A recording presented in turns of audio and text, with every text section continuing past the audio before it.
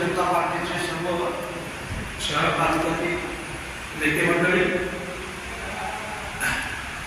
मुख्यतः आजच्या पत्रकार परिषदेचं बोलवण्याचं कारण की मागील 2016 पासून या शहराच्या या मतदारसंघाच्या सर्वांगीण विकासासाठी प्रयत्न करून या मतदारसंघात आगळं काय करता येईल, इनोव्हेटिव्ह काय करता येईल या दृष्टीनं आमच्या संपूर्ण टीमचा प्रयत्न आहे. परंतु असं होत असताना, चांगले विकास कामं होत असताना कुठंतरी एक खोटा निगेटिव्ह सेट करण्याचा प्रयत्न विरोधकाकडून होत आहे. मुळामध्ये विरोधकाकडं कुठचाही मुद्दा नाही.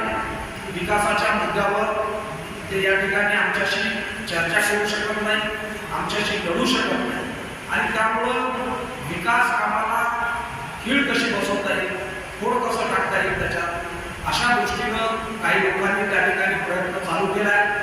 त्यातूनच अधिकाऱ्यांचं मानसिक खच्चीकरण कसं करायचं, अधिकाऱ्यांना जाणीवपूर्वक कशा पद्धतीनं त्रास द्यायचा, अशा काही गोष्टी विरोधी पक्षाकडून या ठिकाणी चालू आहे. उमरखेड शहरात, यवतमाळ जिल्ह्यात कुठंही नाही अशा पद्धतीचा 100 फुटाचा ध्वज माननीय आमदार ससाणे साहेब यांच्या विशेष प्रयत्नातून आम्ही शहरासाठी मंजूर करून आणला आणि तो ध्वज बसवत असताना एखादी टेक्निकल बाब आहे. 100 फुटाचा ध्वज आहे आणि त्याची ट्रायल देणं हे कंपल्शन आहे, कारण त्याच्यामध्ये स्किल लागते. कशा पद्धतीनं ते ध्वजाचं अनावरण करायचं आणि ध्वजाचं अवतरण कसं करायचं याची एक पद्धती आहे. ती पद्धती संबंधित कंत्राटदाराला, नगर परिषदेच्या नेमून दिलेल्या कर्मचाऱ्यांना समजावून सांगणं हे सुद्धा त्या टेंडरवरती एक कंडिशन आहे. आणि असं असताना काँग्रेसचे सन्माननीय शहराध्यक्ष वडीलधारे आहेत, ज्यांचं राजकारणात जेवढं वय आहे तेवढं कदाचित माझं वय असेल, परंतु अशा व्यक्तीनं थेट पोलीस स्टेशनला जाऊन ध्वजाचा अपमान झाल्याची खोटी तक्रार पोलीस स्टेशनला देणं ही अतिशय लज्जास्पद अशी गोष्ट आहे. कारण भारतात राहणारा कुठलाही नागरिक आणि त्यात भारतीय जनता पार्टीचा कार्यकर्ता जो की देशासाठी काम करतो, प्रथम देश करतो, त्याच्याकडून अपमान होऊ शकत नाही. अशा वेळी त्यांनी जी नगर पोलीस स्टेशनला तक्रार दिली की त्या ठिकाणी उपस्थित असलेले मुख्याधिकारी आणि उपस्थित असलेल्या लोकांवर त्या ठिकाणी गुन्हे दाखल करा, तर ते पोलीस स्टेशनला तक्रार दिल्याच्या नंतर कुठलीही तक्रार असेल तर त्या तक्रारीचं काहीतरी कारवाई आपल्याला त्यामध्ये करावं लागतं. आणि त्यामुळं संबंधित पोलीस अधिकारी याबाबत जिल्ह्याच्या विधी अधिकाऱ्यांना, जिल्ह्याचे जे सरकारी वकील असतात, सहाय्यक संचालक सरकारी अभियंता यांचं अभिप्राय त्यामध्ये मागवला होता आणि त्या अभिप्रायामध्ये संबंधित सरकारी अभियंत्याने स्पष्ट शब्दात लिहिलेला आहे, या बाबीचा सरासर विचार करता कारवाई करणे योग्य नाही असे माझे मत आहे. त्यामुळं काँग्रेस जे अशा पद्धतीचं काम करत आहे ते या सर्व प्रकरणामध्ये तोंड घशी पडले आहे. हेच सांगण्याकरता मुद्दामून आज या पत्रकार परिषदेचं या ठिकाणी आयोजन करण्यात आलं आहे. माझं काँग्रेसच्या संबंधित सर्व नेत्यांना किंवा विरोधी पक्षाच्या सगळ्या नेत्यांना माझं खुलं आव्हान आहे की भारतीय जनता पार्टीकडून आम्ही या ठिकाणी जे काही चांगलं काम करण्याचा प्रयत्न करत आहोत त्यावर त्यांनी मैदानात येऊन चर्चा करावी. इतक्या वर्षापासून काँग्रेसकडे सत्ता असताना काँग्रेसनं काय दिले लावले आणि आम्ही 7 वर्षाच्या आमच्या कार्यकाळामध्ये या ठिकाणी काय विकास कामं केले याची खुली चर्चा करण्यासाठी आम्ही त्या ठिकाणी तयार आहोत. परंतु विकासावर बोलायचं नाही आणि चांगले कामं सुरू असलेल्या कामामध्ये कुठेतरी थोडा टाकायचा, अशा पद्धतीचं राजकारण हे काँग्रेस या ठिकाणी करत आहे. लोकसभेच्या निवडणुकीमध्ये सुद्धा अशा पद्धतीनं लोकांमध्ये खोटा नेरेटिव्ह पसरून त्यांनी लोकांमध्ये संभ्रम तयार करून त्या ठिकाणी निवडणुका जिंकण्याचा प्रयत्न केला. परंतु लोक आता समजदार झालेले आहे, लोकांना सगळ्या गोष्टी समजल्या. प्रवृत्ती त्या ठिकाणी उघड झाली पाहिजे, असा आजच्या या पत्रकार परिषदेचा उद्देश आहे. दुसरा विषय, शहरामध्ये ससाणे साहेब आमदार असताना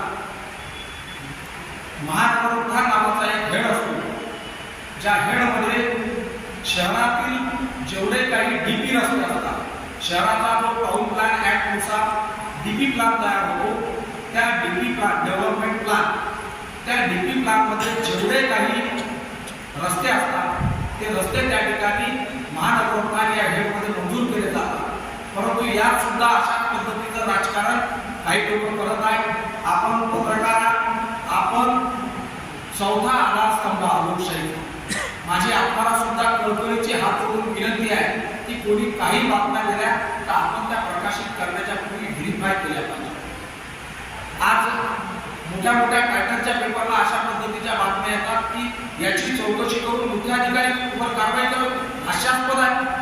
एका पक्षाच्या शहर प्रमुखांना, वकील असलेल्या शहर प्रमुखांना अशा पद्धतीचा मूर्खपणाची मागणी करावं, हेच खरं विचार केला तर हास्यास्पद गोष्ट आहे की उमरखेड शहरात डीपी रस्ते, जितके रस्ते डीपी रस्ते आहेत तितके सर्व रस्ते मंजूर झालेले आहेत. संबंधित जो रस्त्याच्या बाबतीत त्यांची तक्रार आहे तो रस्ता डीपी प्लॅन आहे की नाही, त्यांनी डीपी प्लॅन मध्ये व्हेरीफाय करायला पाहिजे.